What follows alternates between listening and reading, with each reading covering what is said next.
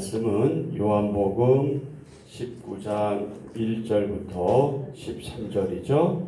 빌라도가 예수님을 채찍질하고 십자가에 못 박도록 넘겨주는 과정, 그리고 결국에는 십자가에 못 박도록 넘겨주죠. 우리가 오늘 14절, 15절, 16절은 다루고 있지 않지만 전체적인 내용이 그렇습니다. 자, 오늘의 주제는 조롱받고 정죄받는 하나님의 아들 메시아 그리스도 예수님이죠. 요한복음 19장 1절입니다.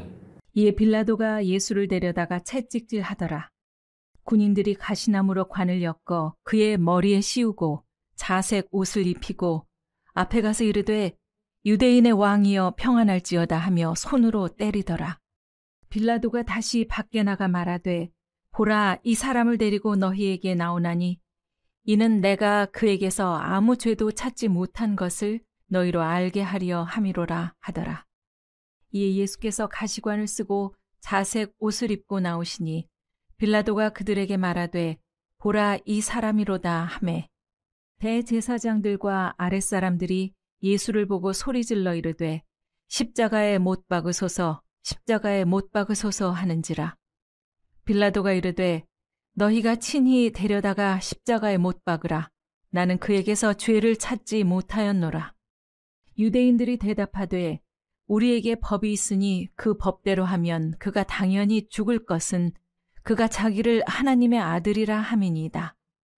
빌라도가 이 말을 듣고 더욱 두려워하여 다시 관정에 들어가서 예수께 말하되 너는 어디로부터냐 하되 예수께서 대답하여 주지 아니하시는지라. 빌라도가 이르되 내게 말하지 아니하느냐. 내가 너를 놓을 권한도 있고 십자가에 못 박을 권한도 있는 줄 알지 못하느냐. 예수께서 대답하시되 위에서 주지 아니하셨더라면 나를 해할 권한이 없었으리니 그러므로 나를 너에게 넘겨준 자의 죄는 더 크다 하시니라. 이러함으로 빌라도가 예수를 놓으려고 힘썼으나 유대인들이 소리질러 이르되 이 사람을 놓으면 가이사의 충신이 아니니이다. 무릇 자기를 왕이라 하는 자는 가이사를 반역하는 것이니이다. 빌라도가 이 말을 듣고 예수를 끌고 나가서 돌을 깐 뜰, 히브리 말로 가바다에 있는 재판석에 앉아 있더라.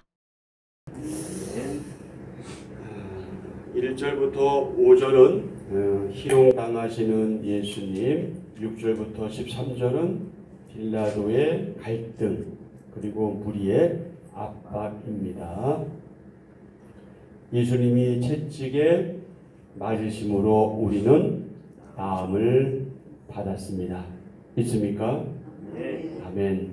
이사야서 53장 5절에서 말씀하고 있죠. 그가 채찍에 맞음으로 우리는 나음을 입었도다. 아멘. 이 성경의 예언대로 예수님은 채찍질과 희롱을 당하십니다.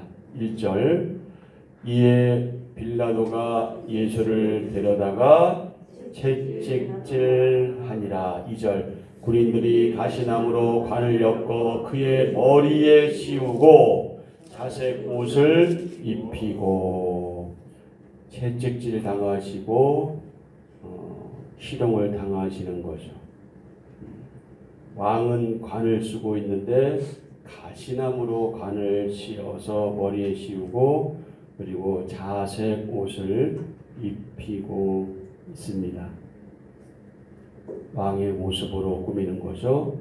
자색 옷은 이 고급스러운 색깔로 여겨져서 고대 왕들이 즐겨 입는 옷이었습니다. 로마 군병들은 예수님을 조롱하는 의도로 예수님께 네가 왕이지 라고 놀리면서 자색 옷을 입힌 겁니다.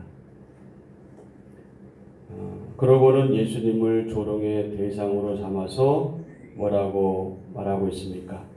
유대인의 왕이여 평안할지어다 라고 외치며 손으로 때립니다. 3절 앞에 가서 이르되 유대인의 왕이여 평안할지어다 하며 손으로 때리더라.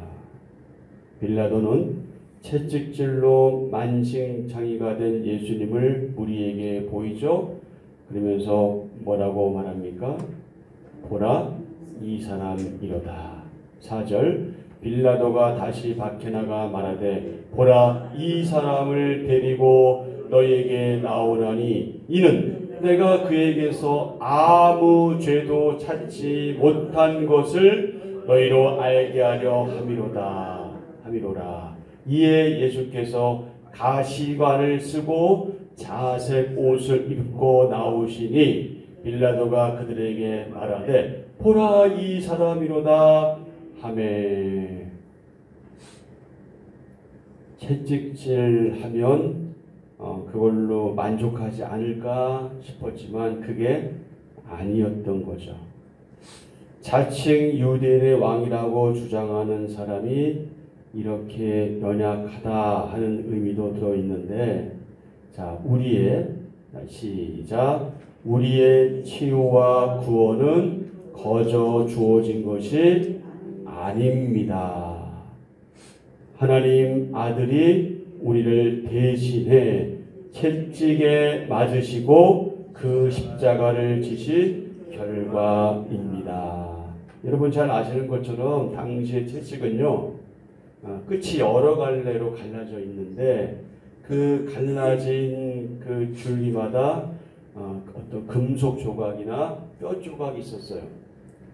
여러분 우리가 그냥 채찍질을 당해도 말할 수 없이 고통이 있는데 생각을 한번 해보십시오. 한번 때릴 때 어떻게 되는 거겠어요? 그 금속 조각이나 뼈 조각이 이 어디에 맞던 등을 맞던 어디에 맞던 그냥 살짝 벗겨지는 건 아무것도 아니죠. 그러면 당연히 피가 나오겠죠. 심한 경우에 아주 힘을 주어서 그냥 잔인하게 때렸을 경우에는 뼈가 드러나고 그리고 심지어 내장이 드러날 정도의 그런 고통인 것이거든요. 정말 잔인한 일에 매우 무자비한 형벌입니다. 그래서 못 견디는 사람은 어떻게 되는 거예요? 채찍질을 당하다 죽기까지 하는 거예요. 바로 그 채찍의 맞으심으로 우리가 나음을 받은 겁니다. 그러니 여러분 우리가 고난주간이거나 사순절이거나 이 시점에만 우리가 주님의 그 채찍에 맞으심과 희롱당하시고 십자가 지신 걸 생각할 게 아니라 우리 365일 내내 주님께서 우리를 위해서 어떻게 하셨는지를 묵상하는 삶을 살 때 우리는 경건해질 수밖에 없고 우리는 조용해질 수밖에 없고 우리는 그렇게 말로 모든 것을 떼우려고 하지 않게 되는 거죠. 항상 주님 앞에서 내가 어떤 사람인가, 그분이 나를 위해서 어떻게 하셨나 늘 묵상하는 그런 삶이 우리 가운데 필요합니다. 나를 위해 모든 수모를 참으신 예수님을 기억하며 내가 인내할 일은 무엇인가요? 오늘 하루 동안 깊이 묵상하시면 좋겠습니다. 자, 6절부터 13절 빌라도의 갈등과 무리의 압박이죠. 종교 지도자들은 예수님을 십자가에 못 박으라고 어떡합니까? 소리칩니다. 십자가에 못 박으세요. 못 박아주세요. 이런 게 아니에요. 그 목소리를 높여서 막 십자가에 못 박으라고 마구마구 소리치는 거죠. 6절입니다. 대제사장들과 아랫사람들이 예수를 보고, 어떤 예수님을 보고? 네, 상처 입고 가시관 쓴 자색 옷을 입은 그 예수님을 보고 어떻게 한 거예요? 소리 지른 거예요. 그러면서 십자가에 못 박으소서, 십자가에 못 박으소서, 십자가에 못 박아라, 막 이런 거겠죠. 네, 소리 지르는 거죠. 빌라도가 뭐라고 말합니까? 그래? 그렇다면 너네들이 데려다가 십자가에 못 박아. 내가 볼 때 그에게서 죄가 없어. 죄를 찾을 수가 없어. 지금 이런 거죠. 여러분 또 아시는 것처럼 십자가는 또 어떤 형태입니까? 고대 페르시아나 애굽이나 아수르나 이런 데서 죄수를 고문하고 사형에 처하기 위해서 나무로 만든 그런 형틀이에요. 특별히 페르시아에서 로마로 전해졌어요. 노예나 흉악범들 그리고 반역자들을 사형에 처할 때 흔히 사용했죠. 그런데 십자가 처형 방법은 너무나 끔찍한 방법이었습니다. 그것은 너무 가혹했고요. 그리고 사람에게 수치를 가져다 줬어요. 가혹하다는 것은 그 십자가 형틀을 견딜 만한 사람이 없다는 거고요. 서서히 죽어간다는 거예요. 그리고 죽은 이후 죽어가는 그 즈음에 어떤 일이 벌어집니까? 맹수를 독수리든지 새들이 와서 신체 어느 부분이든 진짜 쪼아먹을 정도의 그런 괴로움. 근데 사실은 이것도 괴로운데 더 힘든 게 뭐냐면 수치스러운 거예요. 뭐냐면 십자가는요, 우리는 성화 같은 거 보면은 가려져 있잖아요. 민망하니까 가렸겠죠, 그림에서는. 그런 사실은 나체로 죽는 거예요. 사람이라는 게 그 나름대로 수치심이라는 게 있고 뭔가 가리고 싶은 게 있잖아요. 사실 우리가 옷 입는 이유가 그런 거 아니겠어요. 또 그렇게 배려하셨고 범죄한 하와에게. 그런데 십자가는 나체로 죽는 겁니다. 나체로 죽는 형틀이에요. 그러니까 가혹하고요 치욕적인 그런 형틀이 바로 십자가 처형 방법이죠. 그래서 로마인들은 십자가에 죽이지 않았어요. 다른 나라 민족만 그렇게 한 것이지 로마인들 자기들은 그렇게 하지 않았어요. 유대인들은 나무에 달린 자는 저주받은 자라 이렇게 간주하기도 했죠. 바로 그 십자가에 못 박으라고 소리친 겁니다. 믿는 이들은 예수님을 누구로 고백하지만 하나님의 아들로 고백하지만 종교 지도자들은 이 칭호를 하나님의 아들이라는 이 칭호를 문제 삼습니다. 그러자 빌라도는 하나님의 아들이라는 말에 어떻게 해요? 두려움을 느끼는 뭐지? 이거 뭐지? 이거 뭔가 있는 거 아니야? 이제 이런 거죠. 7절 8절 유대인들이 대답하되 우리에게 법이 있으니 그 법대로 하면 그가 당연히 죽을 것이다. 그럼 그 법이 뭐냐? 자기들의 법이 자기를 하나님의 아들이라고 하는 것, 그건 신성 모독이기 때문에 죽일 수 있다 이렇게 말하는 거예요. 그러니까 빌라도가 그 말을 듣자마자 어떤 반응을 보이는 거예요? 더욱 두려워했다. 빌라도가 이 말을 듣고 더욱 두려워했다. 신적 인물에 대한 위협은 빌라도 자신에게 해롭다고 생각했겠죠. 그는 예수님께 그분의 출처에 관해 물으며 뭐라고 말합니까? 처형 권한이 나에게 있다. 이렇게 말하죠. 9절 다시 관정에 들어가서 예수께 말하되 너는 어디로부터냐? 근데 예수님이 침묵하셔요. 말하지 않으셔요. 대답하지 않으셔요. 10절 빌라도가 말하죠. 내게 말하지 않아? 내가 널 권한도 있어. 너를 십자가에 못 박을 권한도 있어. 너 그거 모르냐? 지금 이 얘기잖아요. 마치 자기한테 뭐가 있는 것처럼. 위에서 주지 아니하셨더라면. 자, 11절 예수께서 대답하시되 위에서 주지 아니하셨더라면 나를 해할 권한이 없었으리니 그러므로 나를 내게 넘겨준 자의 죄는 더 크다.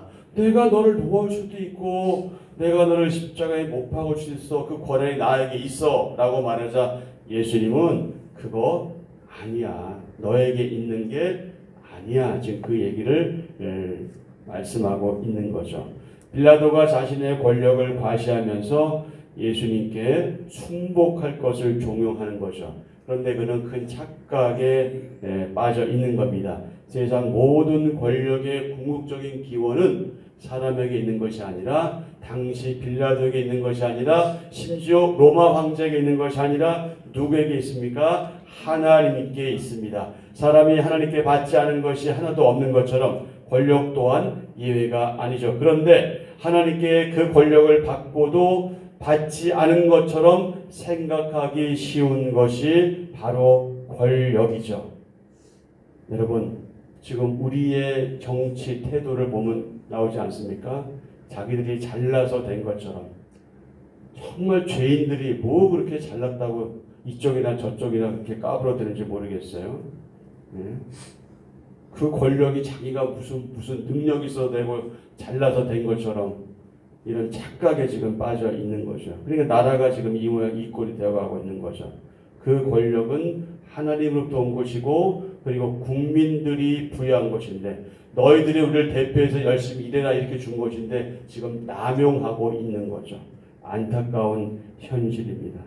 사회의 정의, 공의 그리고 선과 질서를 유지해라. 그리고 너희들이 국민들을 잘 섬겨서 좋은 나라 되라. 이렇게 그 위임한 것인데 그 권력을 자기 것으로 착각하고 남용하는 태도 자세 그것은 뭐다? 한마디로 죄다. 지금 범죄하고 있는 거예요. 지금 정치인들은. 지금 자기들이 누군지 몰라요. 여러분 지금 우리 이조시대 살고 있습니까? 조선시대 살고 있어요. 무슨 자기들이 영의정 자의정입니까? 아무것도 아닌 것들이 지금 그러고 있는 거예요. 네? 하나님이 지금 정말 극단적인 태도를 취하시면 다 지금 다 내려와야 될 것들이 감옥 가야 될 것들이 저러고 있으니 얼마나 안타까운 일입니까? 죄악입니다. 죄악. 예수님은 빌라도에게 압박을 가하던 유대 종교 지도자들의 죄를 지적하셨습니다. 빌라도는 권력을 선하게 활용하지 못하고 주님을 십자가에 못 박았고 비겁한 악의 화신이 되었습니다. 여러분 저나 여러분 우리도 권력이 있어요. 나름대로 권력이 있어요. 하다못해 우리는 부모로서 권력도 있어요. 우리 아이들 우리 자주유지 하잖아요. 예? 어떨 때는 내 마음대로 하잖아요. 짜증내고 성질내고 예? 내 말 안 듣는다고 애들 그냥 막 이렇게 저렇게 하고 그것도 하나의 권력이거든요. 권력 없는 사람 아무도 없어요. 크건 작건 다 권력을 받았어요. 아무리 미약한 권력이라도 여러분 우리는 그 권력을 남용하지 말아야 합니다. 함부로 사용하지 말아야 합니다. 겸손하게 사용해야 합니다. 위에서 주지 아니하셨더라면 나를 해할 권한이 없었으리니. 하나님의 허락이 없으면 되지 않는 것이죠. 유대인들은 자칭 왕이라고 말하는 이를 놓아주는 것은 뭐라고 말하면서 빌라도를 압박해요? 가이사에게 반역하는 것이다. 가이사는 로마 황제의 칭호죠. 빌라도가 유대 총독으로 있을 당시 로마 황제는 티베로스입니다. 디베로라고 번역되어 있죠. 디베로. 누가복음 3장 1절. 디베로 황제가 통치한 지 15해. 마가복음 12장 14절에는요. 가이사에게 세금을 바치는 것이 옳으니까 옳지 아니하니까 이런 질문이 있어요. 가이사 로마 황제의 칭호입니다. 12절.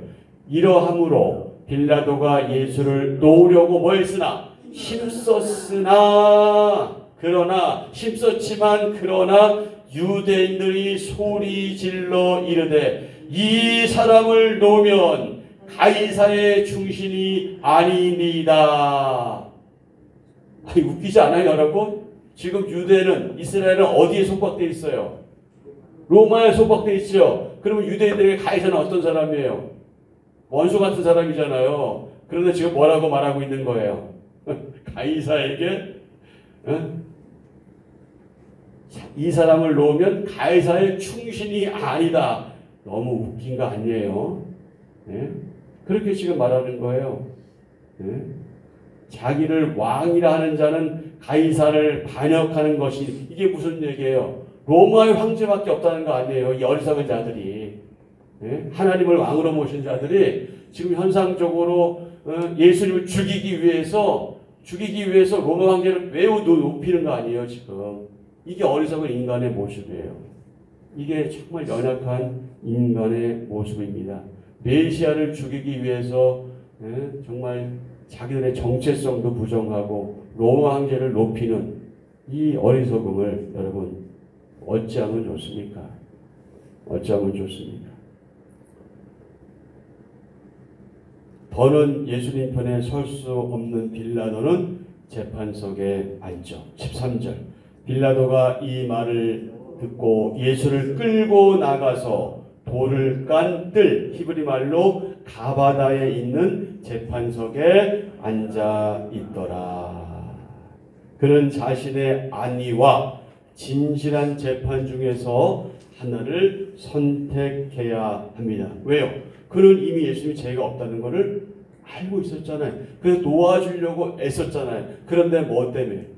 요즘 말로 말하면 그 여론 때문에, 여론에 떠밀려서 올바른 선택을 하지 못하고 있는 거죠. 결국 그는 어떤 선택을 합니까? 14절부터 봅니다. 이 날은 6월절의 준비일이요 때는 제 6시라. 6시. 이스라엘하고 우리나라하고 6시간 차이가 납니다. 예, 그러면 6을 더하면 몇인 거죠?